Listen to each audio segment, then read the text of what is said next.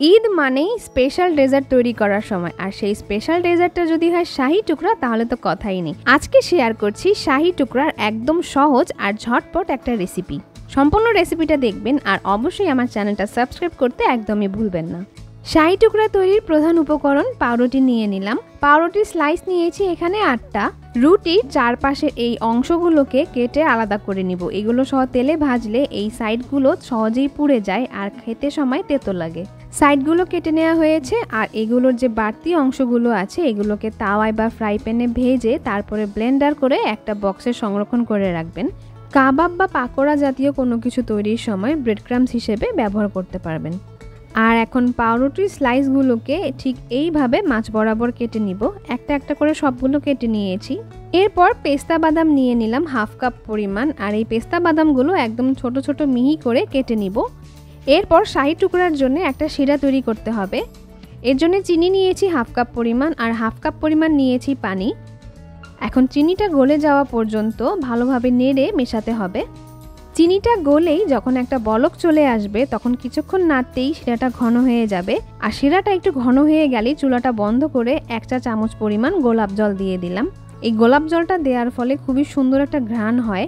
আপনি চাইলে গোলাপ জলের পরিবর্তে কেওড়া জল অথবা জাফরান ব্যবহার করতে পারেন, বা কোনো কিছু না দিলেও সমস্যা নেই। চিনির শিরাটা একটা বাটিতে তুলে সাইডে রেখে দিব।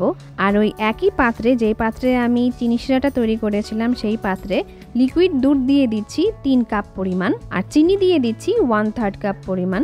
এখন চিনিটা গলে যাওয়ার জন্য ভালোভাবে নেড়ে দুধের সাথে মিশিয়ে নেব।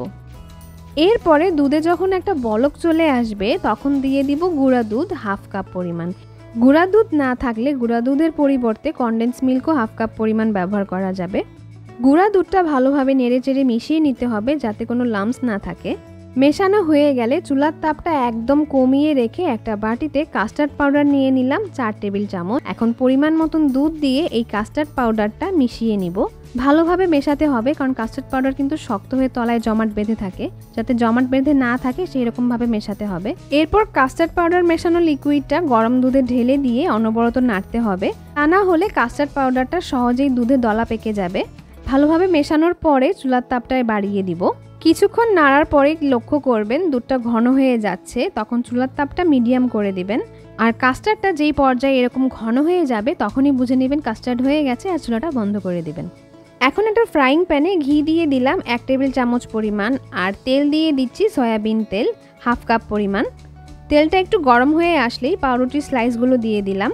এক পাশ ভাজা হয়ে গেলে তারপরে উল্টে অন্য পাশ ভেজে নিব। এই পর্যায়ে চুলার তাপটা মিডিয়াম করে তারপরে রুটিগুলো ভাজতে হবে। চুলার তাপ কমিয়ে রুটিগুলোকে একদম গোল্ডেন ব্রাউন করে ভেজে নিয়ে সবগুলো তুলে নিলাম। এখন হচ্ছে চিনির শিরাতে দেওয়ার পালা। চিনি শিরা কিন্তু দেখেই বোঝা যাচ্ছে কতটা ঘন হয়েছে। এখন একটা একটা করে ভাজা রুটিগুলো চিনির শিরায় ডুবিয়ে নিব। চিনির শিরাটা ভালোভাবে ঢোকার জন্য একটা করে রুটি দিচ্ছি আর এই পাশ ওই পাশ উল্টে তারপরে তুলে নিব। কিছুক্ষণ রেখে তুলতে হবে, তাহলে শিরাটা ভালোভাবে রুটির ভিতর ঢুকতে পারবে। চিনির শিরা থেকে তুলে রুটির টুকরোগুলো একটা ট্রেতে সুন্দর করে সাজিয়ে নিলাম। এখন এর উপরে কাস্টার্ডটা দিয়ে দিব।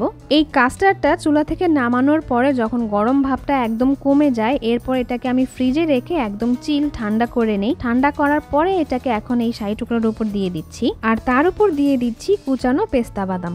তো এই ছিল আমার খুবই সহজ কিন্তু দারুণ মজার শাহি টুকরার রেসিপি। আশা করছি ভালো লাগবে, আর ভালো লাগলে অবশ্যই আমার চ্যানেলটা সাবস্ক্রাইব করে পাশে থাকবেন। সবাই ভালো থাকবেন। আল্লাহ হাফেজ।